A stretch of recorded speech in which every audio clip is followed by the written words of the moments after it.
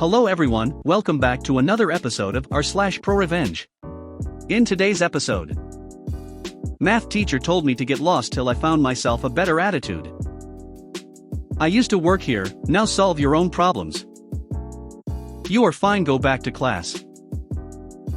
Before we get started, make sure to subscribe so you will never miss a video. So let's get started. Math teacher told me to get lost till I found myself a better attitude. Math has never been my strong suit. But being the eldest and so given the must have all is unless there's a good reason I really tried. Lots of studying practice problems. My dad's solution to my struggles was constant worksheets every day. I was to sit down at the table until my math was done and completely correct, with my dad's method of tutoring being exclaim, oh this is easy. Give me the answer, hated this, I wanted to know how to do it, not just get the end result. Explain his method in what I swear was shorthand plus complicated as it could get.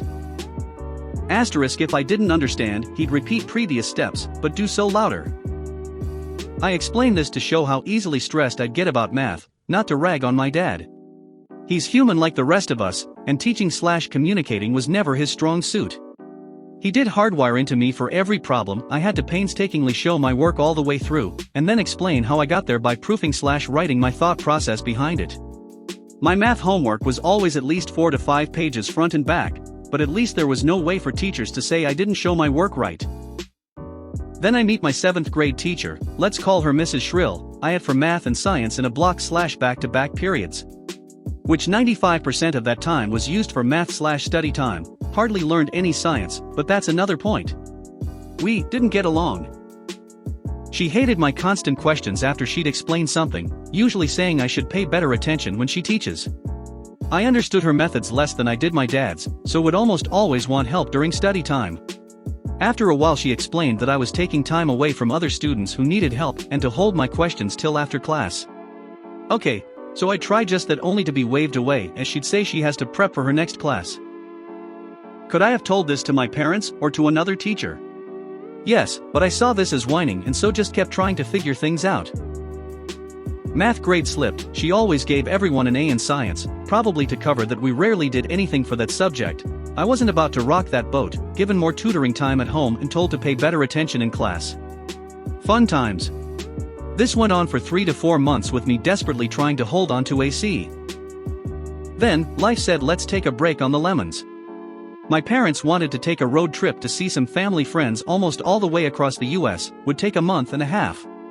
I was friends with their kids, so yay, and I saw this as a break from that dreaded woman, so double yay.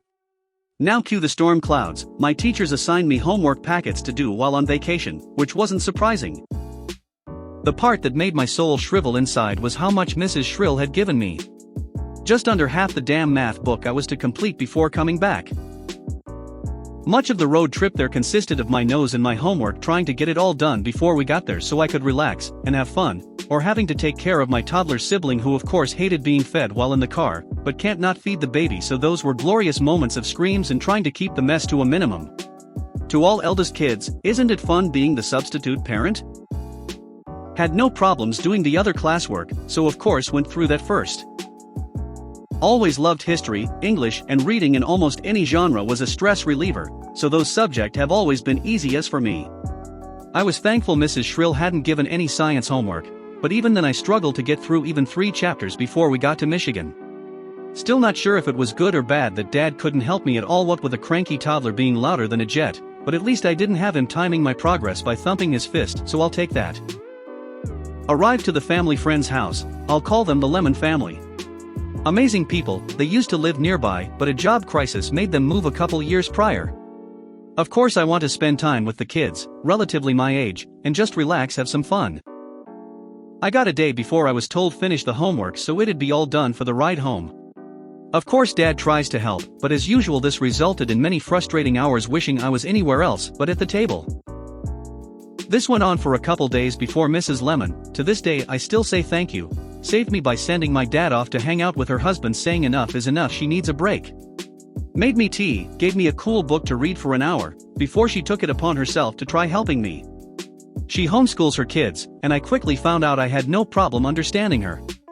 Still took me time, but after maybe 3 to 4 days of homework sessions, every time she'd send Dad off with her husband, with her I finished everything. Years later I found out she wanted to step in and help earlier, but Dad had been firm in that I was his kid, his responsibility to teach. She let it be until she had enough and convinced Mom to help her get him out of the house. To this day I'm still grateful. We only could stay for so long, but at least I had the last 3 days to just play and hang out before we started driving back home. Aside from more screaming and a couple side trips, the return home was uneventful. Dad looked over the homework to confirm I had done everything correctly, and thankfully that was that. Think he was perturbed still. Someone else had an easier time teaching me, but didn't say anything to me about it. I was mainly relieved I had somehow finished all that math, and so my grade was sure to go up. First day back I'm almost giddy to turn in 10 chapters worth of homework to Mrs. Shrill. She even, surprisingly, said that I had done well, and it was good to see I was finally taking the time to learn. That irked, but whatever, you horrid woman, I completed it. Then, as further reward for my sudden learning curve, I could help her help the other students during study time as they went through the chapters. Apparently they only made it through 3 chapters after I had left, so helping with the next 7 should be a good experience for me. Fairly certain my face went error, reloading when she told me this.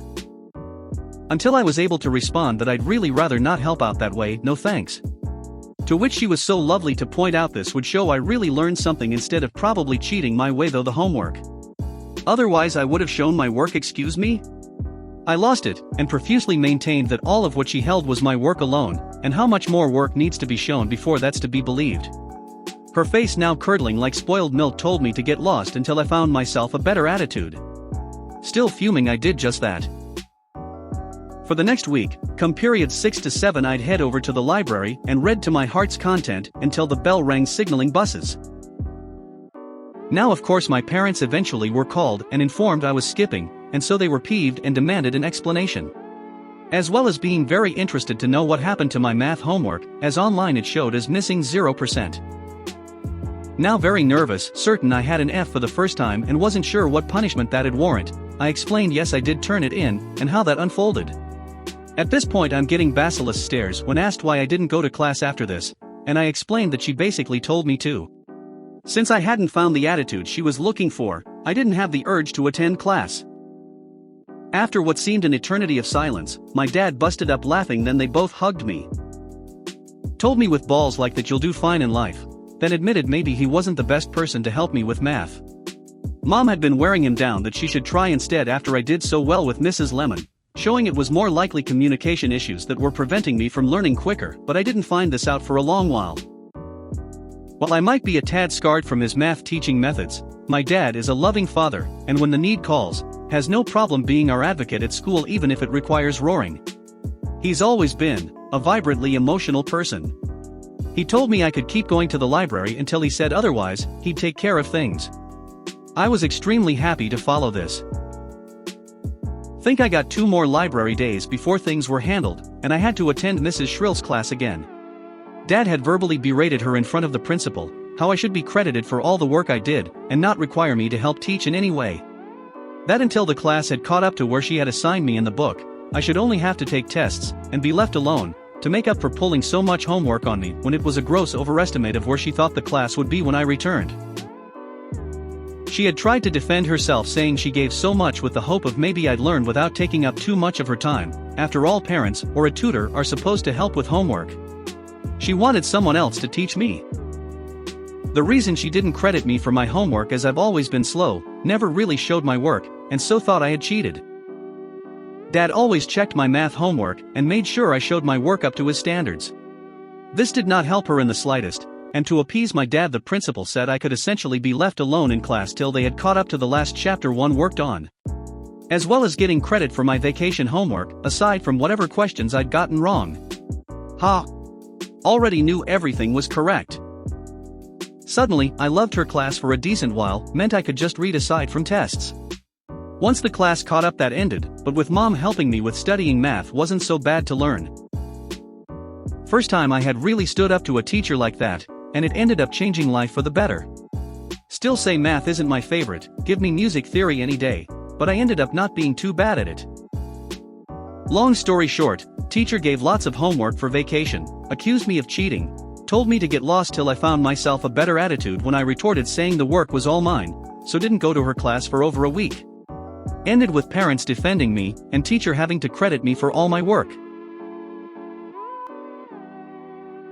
I used to work here, now solve your own problems. A little over a decade ago I worked for the local hardware outfit as the storeman/stores manager. I took the job because it was local, paid okay, and was supposed to be relatively stress-free. Unfortunately, the reality of it was that the assistant manager, Colin, was a dickhead with an inferiority complex who had it in for me because I was more qualified than he was. Although I had absolutely no interest in climbing the corporate ladder or taking his job, the job itself was overtasked and understaffed, and things were only getting busier as there was a building boom happening in the area at the time.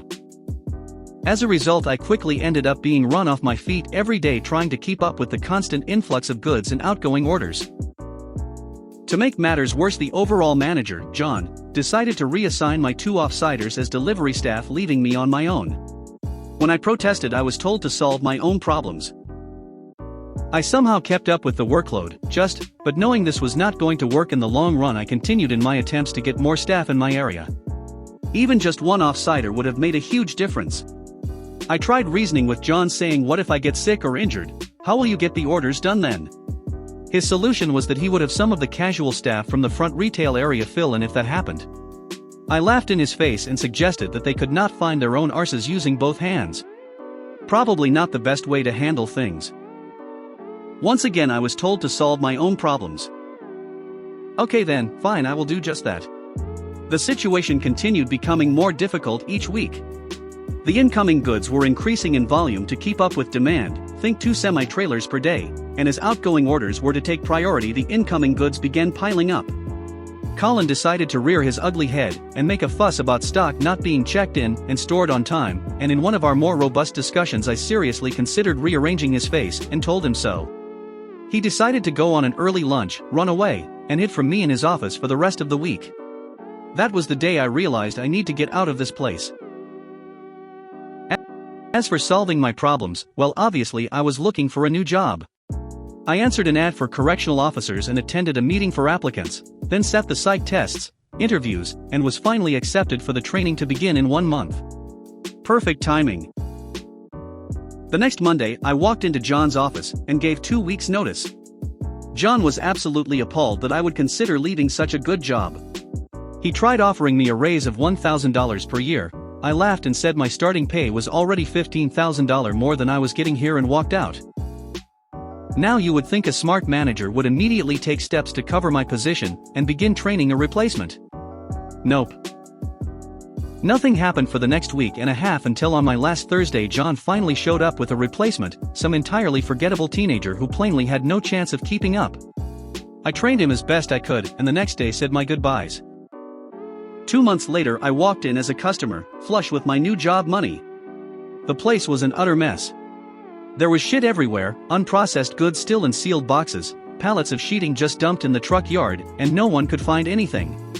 The original guy I trained was nowhere to be seen, and 4 new young guys with haunted-looking faces were madly scrambling about trying to sort their shit out. No one knew where anything was, where anything goes, or even how to do a basic invoice check. Total disaster, which brought a warm glow to my evil black told you so heart. Upon seeing me, John quickly pulled me aside and asked if I can help out and show the new guys what to do. I took great pleasure in reminding him that I had repeatedly warned him this could happen, and that not only did I no longer work here, but that he will have to, and I quote, solve your own problems. You are fine, go back to class. Hello. I just remembered this story and not 100% sure if it's malicious compliance, so forgive me if it's not. I was 14, maybe 2 months into high school, and in gym class. Teacher has us doing suicides, run forward to a point, run backwards to the line, run forward to the next point, backwards to the line, when I tripped running backwards and threw my hands back to catch myself. Since we were doing the suicides on the rubber cement track, I feel instant pain and let put a cry. Teacher, without looking, says to go to the nurse while I sobbed in pain. I walk, by myself, up to the school doors and try to open the door, and I can't move my fingers. Since I was sent back by myself, I sit on the ground and sob some more. A FedEx driving pulled up, sees me, asks what's wrong, and instantly went into panic. He opened every door from the front door to the nurse. He explains how he found me AMD. She asks what happened. After explaining, she briefly looks at me and says the bell is about to ring. You are fine, go back to class. When I asked her to just call my mom, she said no. She opens the door, after me faking about not being able to move my fingers, and I make my way back to gym. I decided, even though I had a phone, AMD could have asked someone to call my mom, that if I was fine I would go back to class. I managed to convince a friend of my cousin's to take my binder and books to my next class, where I couldn't take notes or participate because I was getting dizzy from pain and wanted to puke.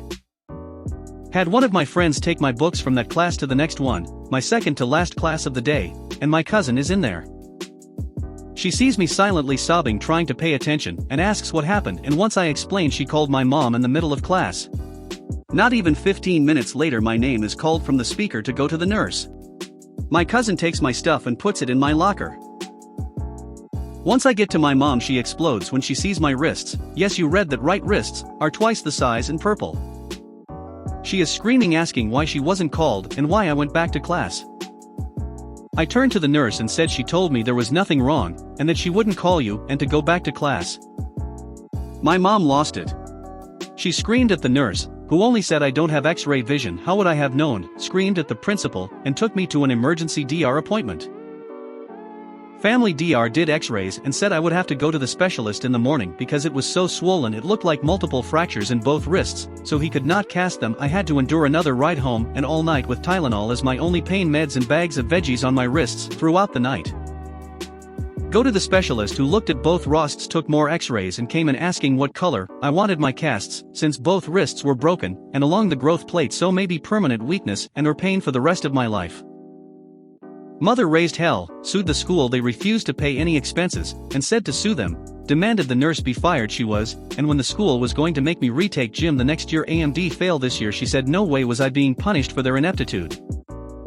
So that's the story of how I made my school my bitch because of a stupid nurse and the refusal to call my mother. If you made it to the end of the video, thanks for watching. Don't forget to like, subscribe and share, and we will see you in the next video.